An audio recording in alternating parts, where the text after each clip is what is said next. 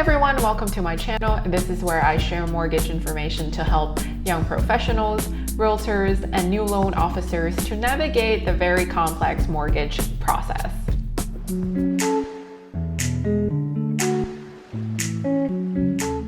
In today's video, we're going to talk about 8 things that you should do if you're still debating whether or not to buy a home in 2021.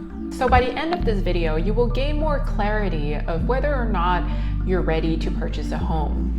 If that sounds good to you, then let's get into it. In case if you're wondering why you're listening to me talking about mortgages, I've actually been in the mortgage industry as a mortgage loan officer for over 6.5 years.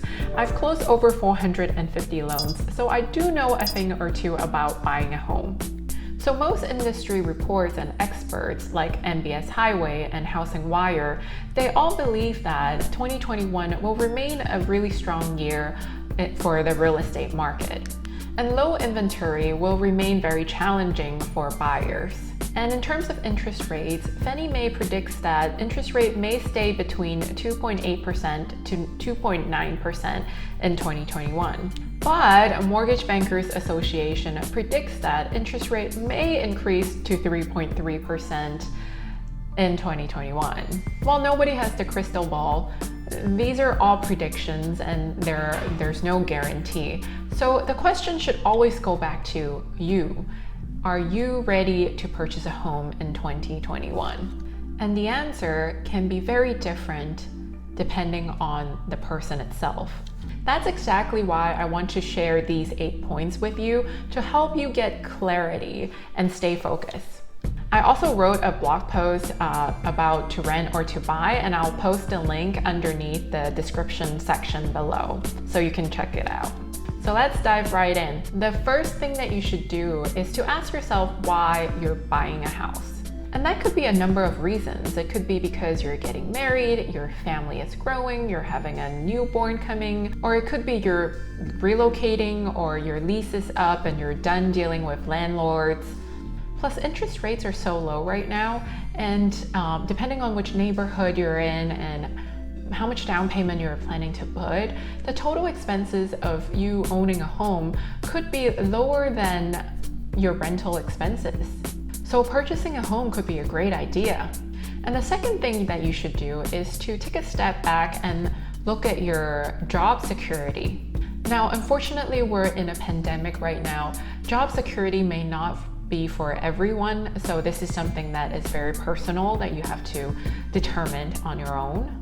And the third thing you should do to determine whether or not you should buy a home in 2021 is to figure out how much down payment and closing costs you can afford. And while doing that, you should also do the fourth thing, which is to determine how much reserves you have. And it is so important for you to have reserves.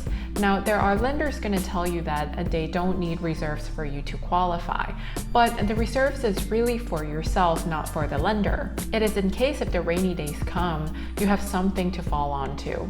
And after that, you would want to do the fifth thing, which is to find out how long you're planning to stay in the home. And the reason why is because there are costs associated to purchasing the home and selling the home. And you would want to stay in the house long enough for you to recoup the money back. There are actually a lot of calculators on the internet that can help guide you through. I can put one at the description section below. Now, the sixth thing you should do is to set a housing budget. Your housing budget should include mortgage payments, home insurance, property taxes, mortgage insurance if there's any, home association dues if there's any, and also don't forget to include your maintenance as well. If you need help with calculating payments, I created a spreadsheet which is under my website, dorothypang.com, under free resources, and I'll post a link under the description section so you can refer back to it. Now, the seventh thing that you should do is to get pre-approved with a reputable loan officer. By doing that, you will be able to gain even more clarity of what you can afford, what home price you should be looking at, and how much mortgage you can qualify for. And after you get pre-approved, you can move to the eighth thing that you should do, which is to find a realtor. Finding a reliable realtor is so important. You want somebody who knows the neighborhood inside out. You want to have somebody who can negotiate the contract with you and represent you. Having a great realtor and mortgage loan officer can potentially save you thousands of dollars.